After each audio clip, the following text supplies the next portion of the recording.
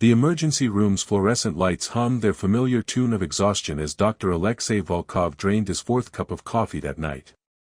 The bitter liquid had long since stopped providing any real stimulation, serving now as more of a ritual than a remedy. He glanced at the clock, 3:47 a.m.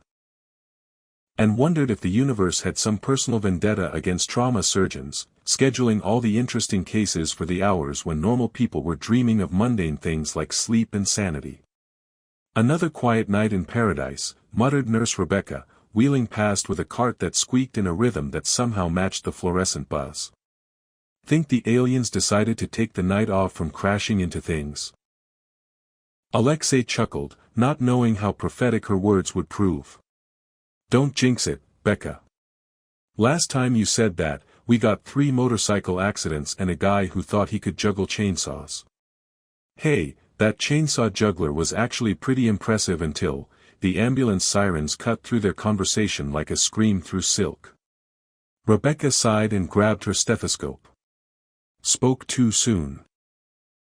The paramedics burst through the doors with practiced urgency, wheeling in what appeared to be a young woman, unconscious and covered in a peculiar metallic debris that caught the harsh hospital lighting in ways that seemed almost alive. Alexei's trained eye immediately catalogued the visible injuries: severe laceration to the left shoulder, possible concussion, and what looked like fragments of some kind of advanced alloy embedded in the wound. "What happened?" Alexei asked, pulling on his gloves with the swift efficiency of someone who had performed this dance thousands of times. "Weird one, Doc," said paramedic Tony, whose mustache had seen more trauma cases than most textbooks. "Found her in Riverside Park, no vehicle in sight. Looks like she fell from a significant height, but there's no building tall enough nearby. And those metal pieces." He gestured at the glittering fragments. "Never seen anything like them. They're warm to the touch and they seem to be humming." Alexei raised an eyebrow. In 15 years of emergency medicine, he'd seen people injured by everything from exploding toilets to rogue peacocks, but humming metal was a new one. "Humming? I know how it sounds, but listen." In the brief moment of relative quiet between the beeping monitors and shuffling feet, Alexei could indeed hear it, a soft, almost musical vibration emanating from the metallic fragments. It was hauntingly beautiful, like a lullaby sung by wind chimes in a gentle breeze. "Well," Alexei said, "that's definitely going in the strangest Tuesday ever category. Let's get her 2 or 3. As they transferred the woman to the operating table, Alexei got his first clear look at her face. She was breathtakingly beautiful in an otherworldly way, with high cheekbones and skin that seemed to have an inner luminescence. But it was her ears that made him pause. Elongated and gracefully pointed, like something from a fantasy novel. His medical mind immediately began cataloging possibilities: genetic condition, cosmetic surgery, elaborate costume. "Doc." Rebecca's voice brought him back to the moment. "You okay? You look like you've seen a ghost." "Just tired," he lied, though something about this woman made him feel more awake than he had in hours. "Let's get started." The surgery proved to be unlike anything in his considerable experience. The metallic fragments weren't just embedded in her tissue, they seemed to be interfaced with it, as if her body had been trying to incorporate them somehow. Each piece he removed pulsed with that strange inner light, and more than once he could have sworn he felt a tiny electrical current run through his fingertips when he touched them.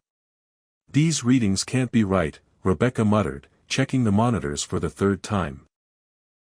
"Her blood pressure is stable, but her cellular regeneration rate is off the charts. And look at this blood work, I've never seen anything like it." Alexei glanced at the screen. The woman's blood had an unusual luminescent quality under the microscope, and her healing rate was indeed remarkable. The smaller wounds were already beginning to close, and her body seemed to be actively working to help him with the surgery, tissues moving slightly to provide better access to the fragments. "Maybe she's got some kind of rare genetic condition," he suggested, though even as he said it, he knew it didn't explain what he was witnessing. "Some people heal faster than others." "Doc, some people heal faster than others." This woman is healing faster than a time-lapse video of plant growth. As Alexei carefully extracted the largest fragment, a piece about the size of a silver dollar that hummed with particular intensity, he felt something shift in the air around them.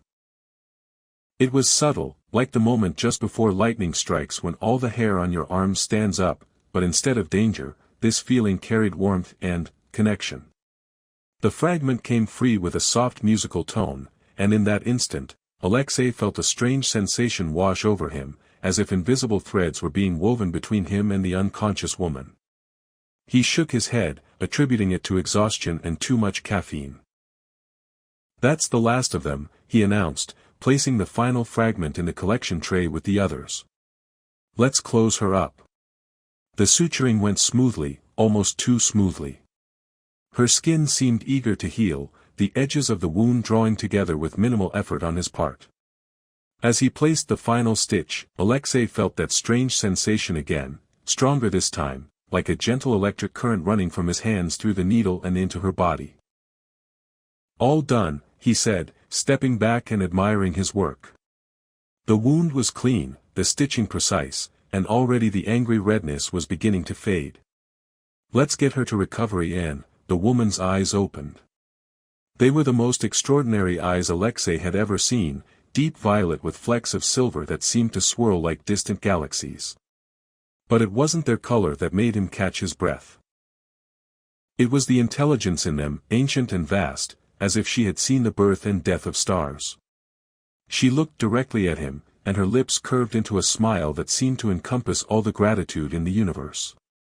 When she spoke, her voice was like music, melodious and warm, though the words were in no language he recognized. "Kethmiron voleth Naylor," she said softly, and somehow, impossibly, Alexei understood the meaning if not the words, "Soul healer, thank you." "Did anyone else hear that?" Rebecca whispered. "Because I'm pretty sure she just spoke in some kind of space language, and I'm pretty sure our good doctor here understood it." Alexei was too stunned to respond. The woman's hand moved slowly to touch the bandage over her wound, and she looked at him again with those impossible eyes. "Kethmiron," she repeated, and this time the word resonated in his chest like a bell tolling in a cathedral.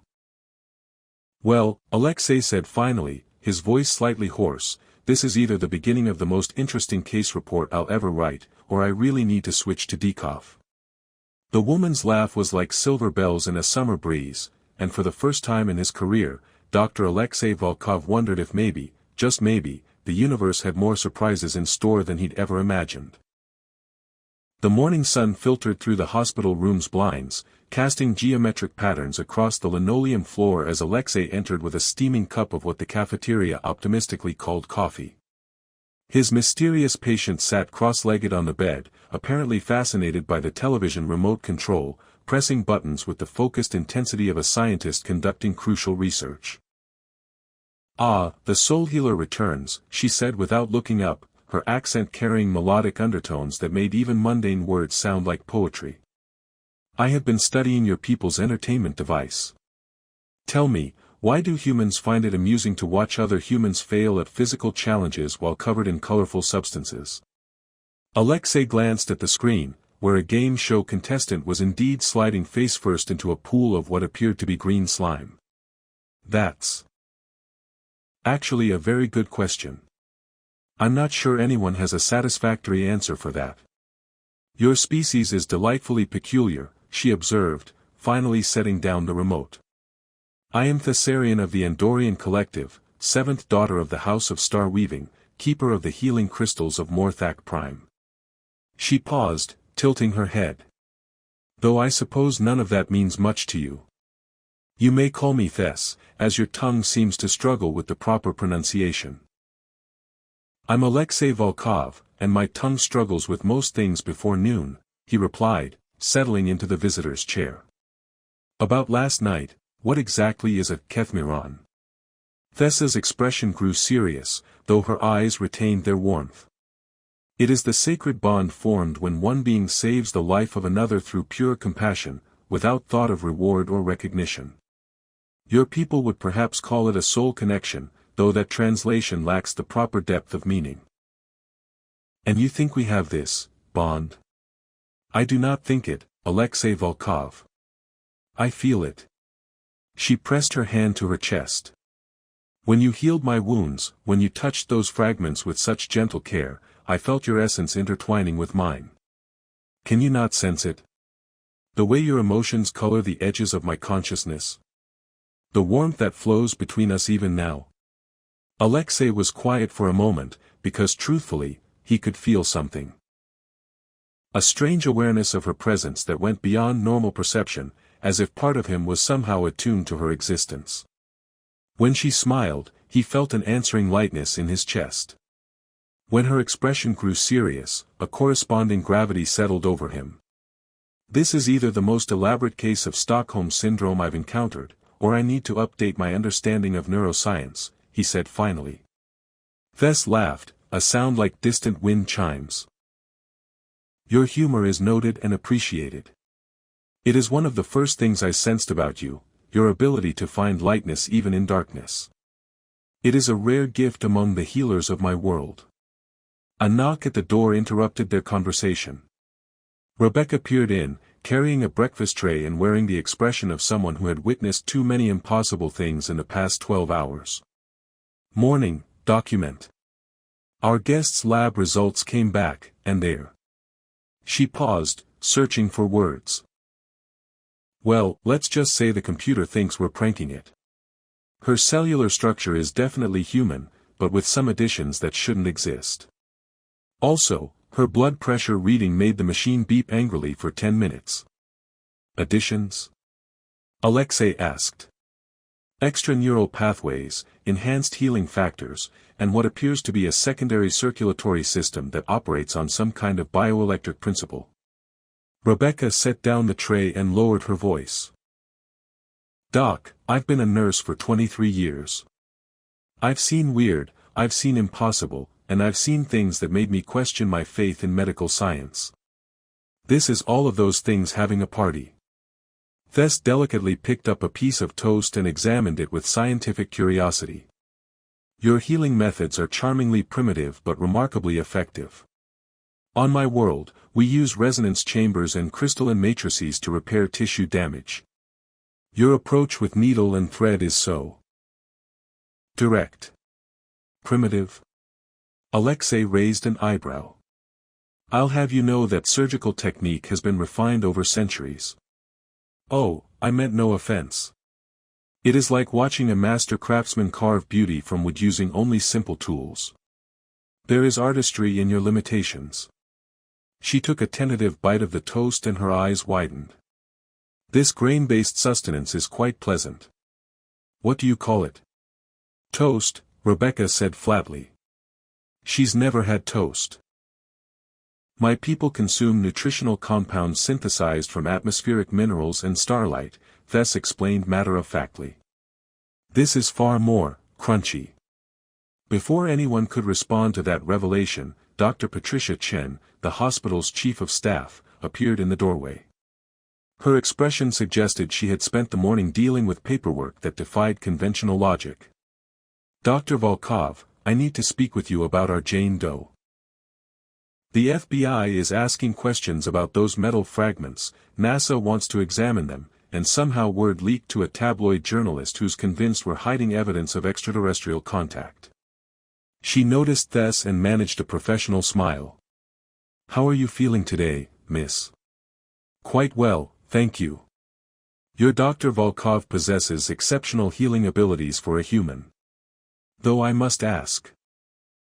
Why do your law enforcement agencies assume anything unusual must be evidence of otherworldly contact? It seems rather presumptuous. Dr. Chen blinked slowly. I'm sorry, what? She's from Canada, Alexei said quickly. Very rural Canada. They have different perspectives on things up there. The Northern Territories are known for their unique cultural approaches, Tess agreed solemnly, though her eyes twinkled with mischief. Over the next few hours, Alexei found himself drawn into increasingly surreal conversations. Tess proved to be remarkably insightful about medical conditions, offering suggestions that seemed to come from an entirely different understanding of human physiology. When a patient came in with a mysterious neurological condition that had stumped 3 specialists, she quietly suggested examining the bioelectric field around the patient's cranium. Bioelectric field? Alexei asked. All living beings generate electromagnetic signatures. Sometimes disruptions in these fields manifest as what you call symptoms. If you could somehow measure the patient's neural resonance frequency. She trailed off, noticing his expression. Or you could try the MRI scan you were planning. That works too. The MRI revealed exactly what she had predicted, a small tumor pressing against neural pathways in a location that conventional examination had missed. Lucky guess, Alexei muttered, though he was beginning to suspect luck had nothing to do with it. Indeed, Tess replied innocently. We Canadians are known for our intuitive approach to medicine.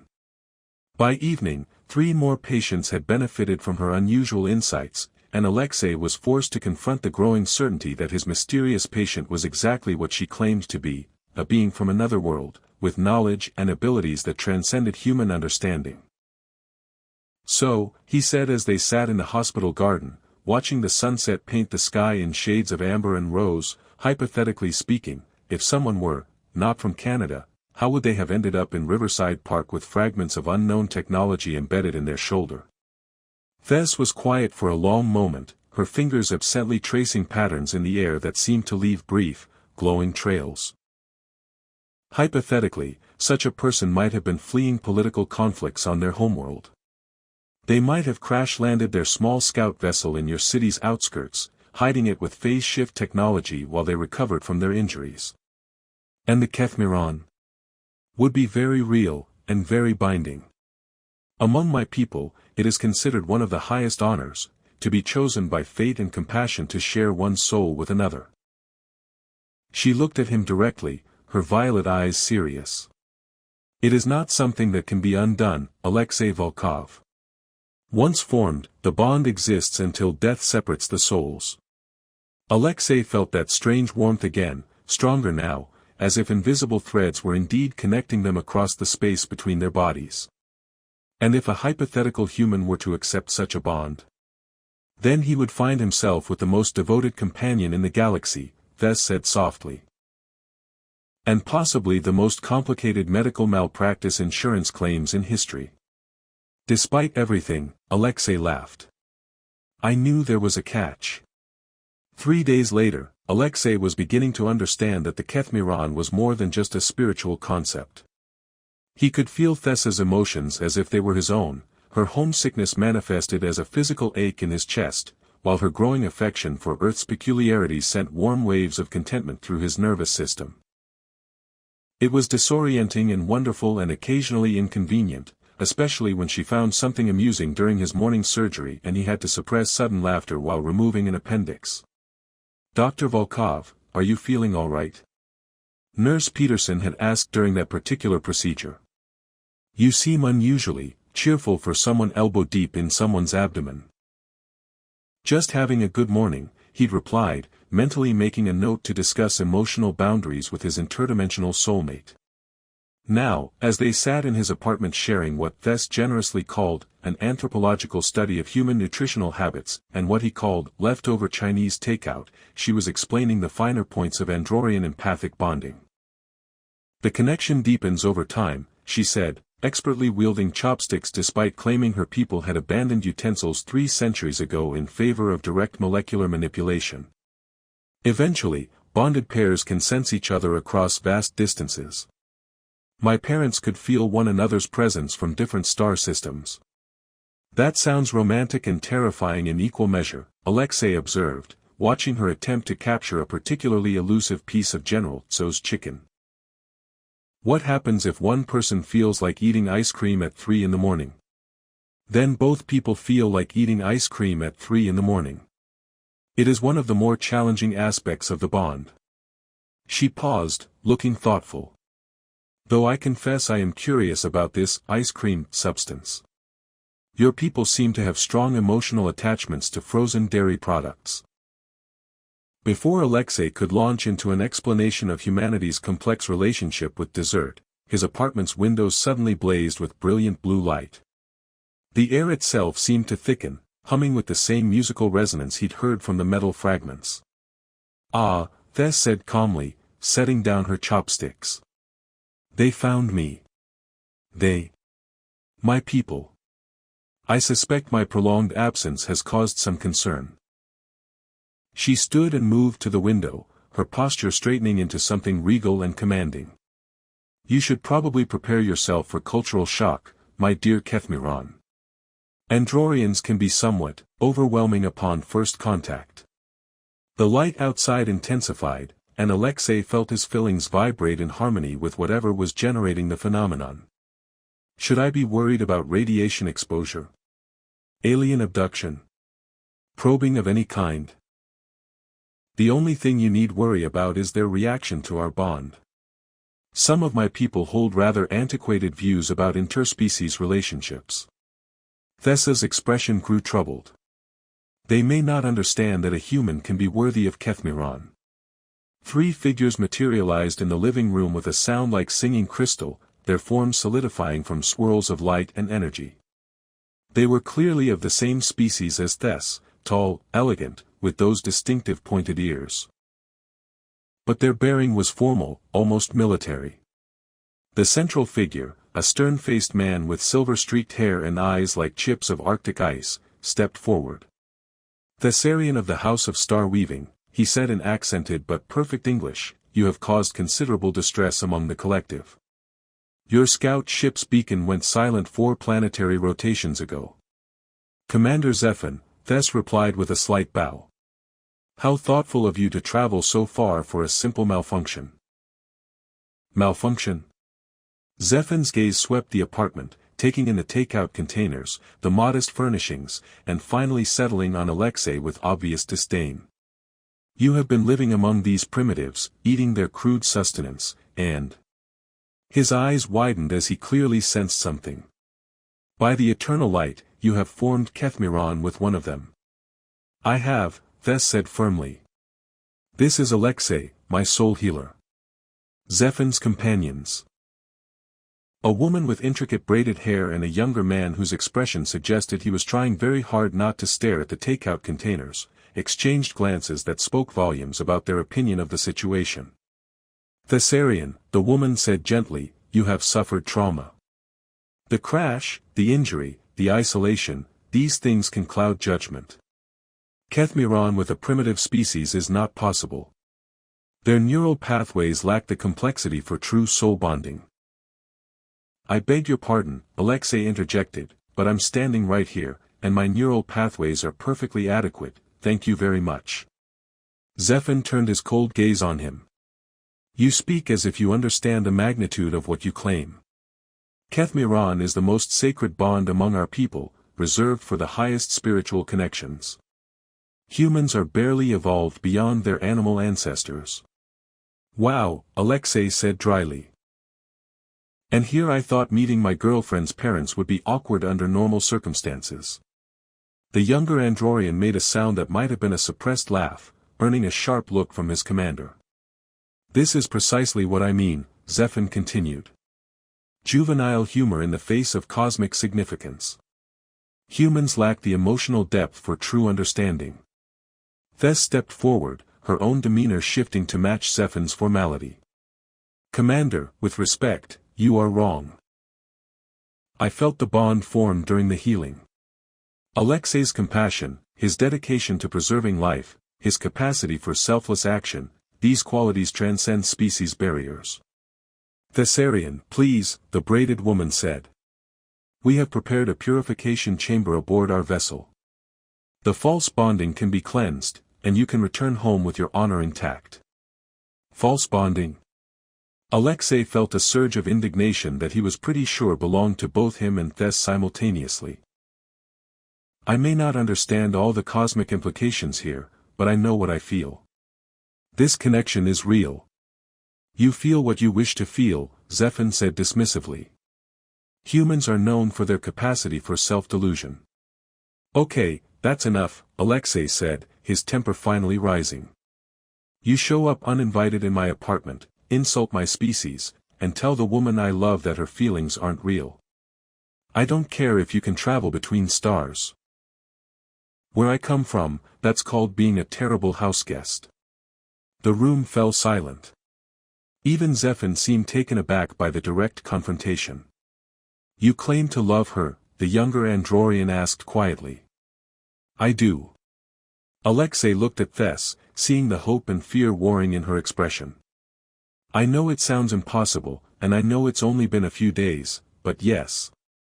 I love her intelligence, her humor, her compassion for people she barely knows. I love the way she finds wonder in toast and television remotes. And if that makes me delusional, then I guess I'm okay with being crazy. Tess moved to his side, taking his hand. Alexei speaks truth, Commander. The bond is real, and it grows stronger each day. Would you deny the evidence of your own empathic senses? Zephyr's expression flickered for a moment, and Alexei caught a glimpse of uncertainty beneath the stern facade. I sense something. But it cannot be true, Kethmiron. The species gap is too vast. Perhaps, the braided woman said thoughtfully, we should test the bond's authenticity before making declarations. Test it how? Alexei asked warily. True Kethmiron allows bonded pairs to share not just emotions, but memories and experiences. If your connection is genuine, you should be able to demonstrate this ability. Tess squeezed his hand. Are you willing to try? What's the worst that could happen?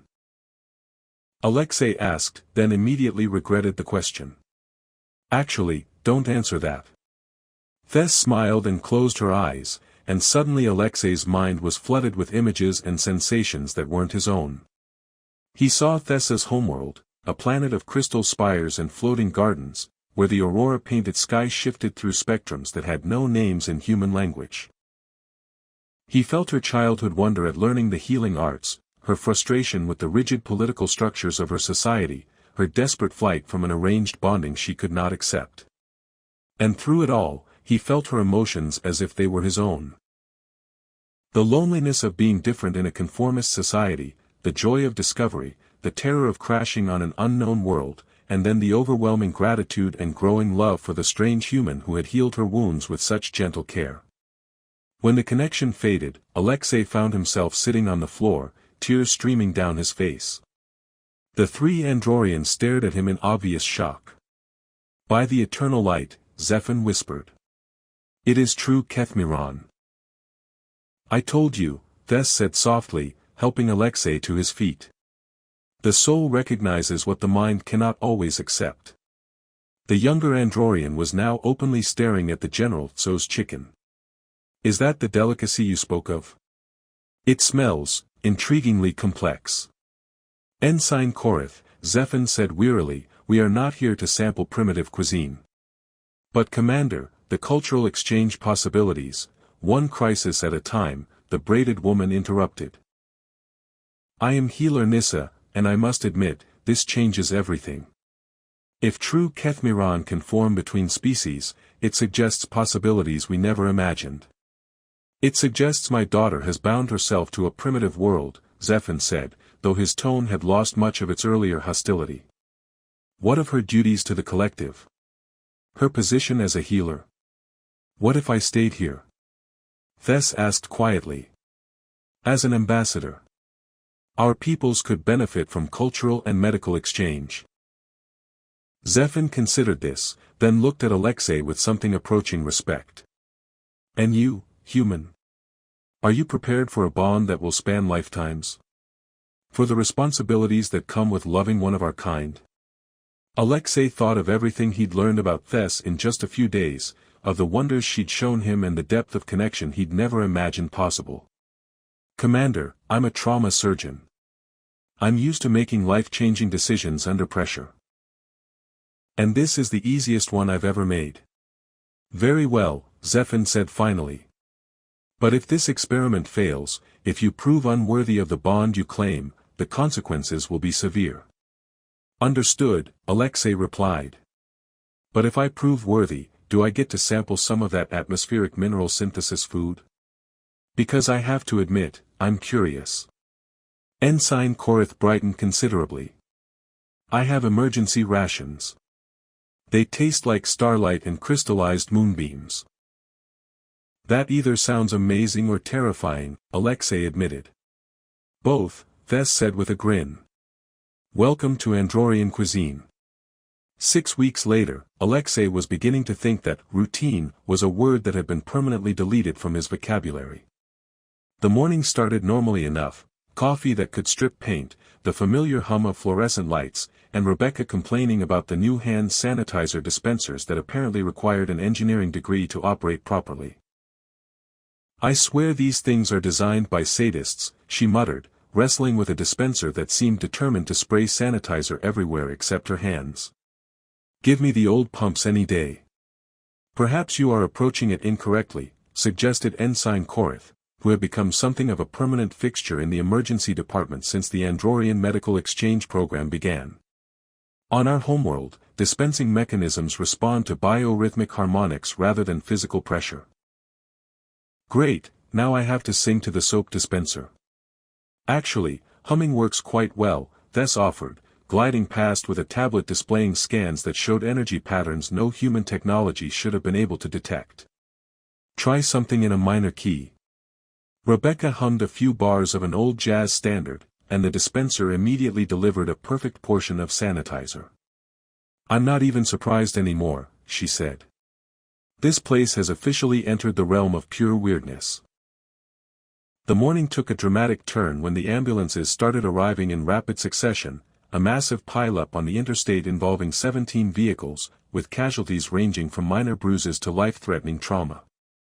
It was the kind of emergency that pushed the entire hospital to its limits, with every available doctor and nurse scrambling to save lives.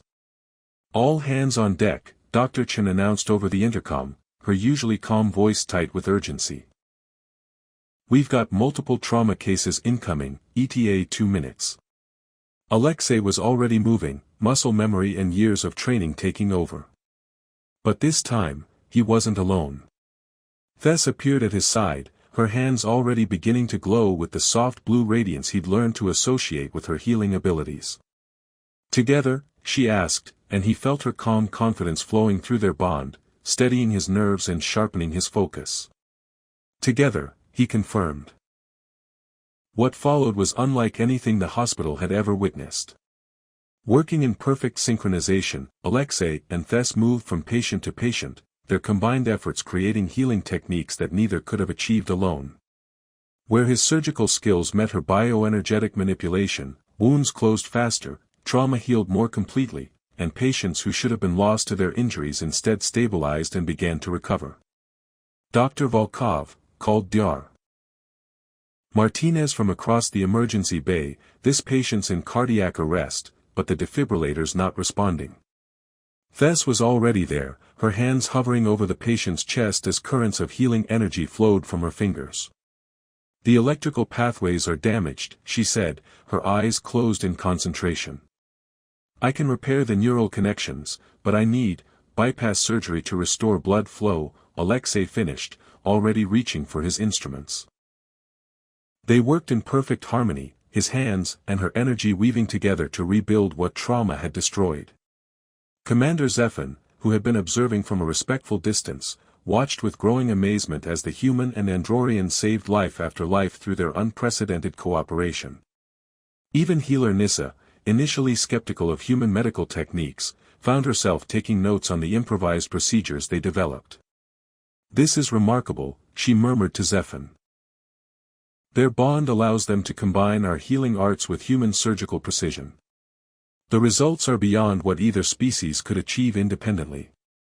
The crisis reached its peak when the last ambulance arrived carrying an Andorian crew member, Lieutenant Varix, who had been injured when their scout ship suffered a mechanical failure during landing. His bioenergetic matrix was critically destabilized, a condition that would have been fatal to humans and was equally dangerous to his own species. I cannot stabilize him, Korath said, his usual cheerfulness replaced by worry. The matrix collapse is too advanced for standard healing protocols. Zephan's expression grew grim. Without proper crystalline resonance chambers, there is nothing we can do. He will not survive the journey home. Wait, Alexei said, an idea forming. What if we combined your bioenergetic healing with human cardiovascular bypass? If Thes can maintain his matrix while I manually support his circulatory system. That is impossible, Zephyr protested. Human technology cannot interface with Androrian physiology. Maybe not human technology alone, Thes said thoughtfully. But with Kethmiran bonding to bridge the gap. She looked at Alexei, and he felt her excitement and hope flowing through their connection. It might work. The procedure that followed required every ounce of skill, intuition, and trust that Alexei had developed over his career. With Thes guiding his hands through their empathic link, he operated on an alien physiology he barely understood, while she channeled healing energy through their bond to support systems that existed beyond human comprehension. It should have been impossible. It defied every principle of medical science he'd ever learned. But as Varix's life signs stabilized and his bioenergetic matrix began to repair itself, Alexei felt a profound sense of completion.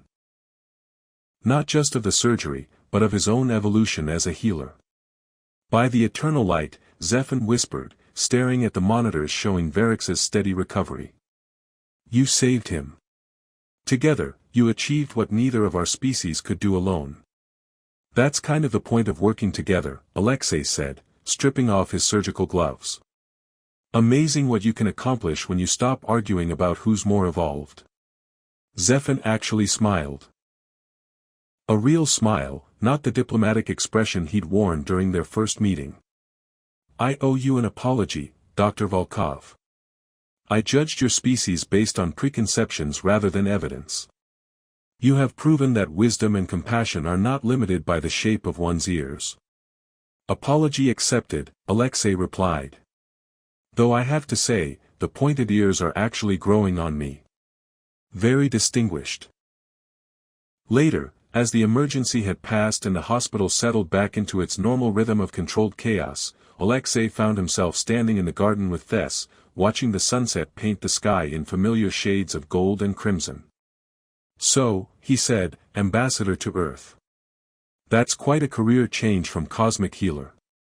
The healing continues, Thes replied, leaning against him with the casual intimacy that had developed between them. Simply on a larger scale. Your people and mine have much to learn from each other. Starting with medical techniques, apparently. Though I'm not sure how we're going to explain bioenergetic healing to the medical journals. Very carefully, and with extensive documentation, she said with a laugh. Though I suspect your Rebecca will find a way to incorporate it into the nursing curriculum. That woman could organize the forces of chaos itself. They stood in comfortable silence for a moment, and Alexei marveled at how much his life had changed. 6 weeks ago, he'd been a skilled but isolated surgeon, dedicated to his work but largely disconnected from the deeper possibilities of human connection. Now he was part of something larger, a bridge between worlds, a proof that love and understanding could transcend any barrier. Any regrets? Thes asked softly. Alexei felt the question through their bond, sensed her lingering worry that he might someday resent the complications their connection had brought to his previously ordered life. He turned to face her, taking her hands in his. The only thing I regret, he said, is that it took a near-fatal alien crash landing for me to realize what I was missing. Though I suppose, How I Met Your Mother, is going to be an interesting story to tell our hypothetical children. Hypothetical? Well, I assume there are some biological compatibility issues we'll need to work out first. Thessa's eyes sparkled with mischief. Actually, Kethmiran bonding has some surprising effects on genetic compatibility. But perhaps that's a conversation for another day. You're enjoying keeping me in suspense, aren't you? Immensely. It is one of the many benefits of being bonded to someone who appreciates gradual revelation of cosmic mysteries. Behind them, the hospital hummed with its eternal activity, lives being saved, futures being changed, ordinary people doing extraordinary things in the face of crisis and uncertainty. It was the same as it had always been, yet somehow completely different. Alexei had learned that healing wasn't just about repairing damage, it was about creating connections, building bridges between the possible and the impossible, between one heart and another. He'd discovered that the universe was far stranger and more wonderful than he'd ever imagined, and that sometimes the most profound changes began with the simple act of caring for a stranger's wounds. "So what's next?" he asked. "Next, we continue building something unprecedented," Thess replied. "An alliance between worlds, a new approach to healing, a love story that spans the cosmos." She paused, grinning. "And perhaps we finally introduce Korath to pizza. I believe it may cause a diplomatic incident." "Now that," Alexei said, pulling her closer, "sounds like exactly the kind of impossible challenge I've learned to embrace." Above them, the first stars began to appear in the darkening sky, each one a distant sun that might harbor worlds where other impossible love stories were just beginning. And in a small hospital garden on a small planet in an unremarkable solar system, two beings from different worlds held each other close and planned for a future that would have been unimaginable just weeks before. Some wounds, Alexei reflected, were worth the healing. And some bonds were worth a lifetime, or several lifetimes, to explore.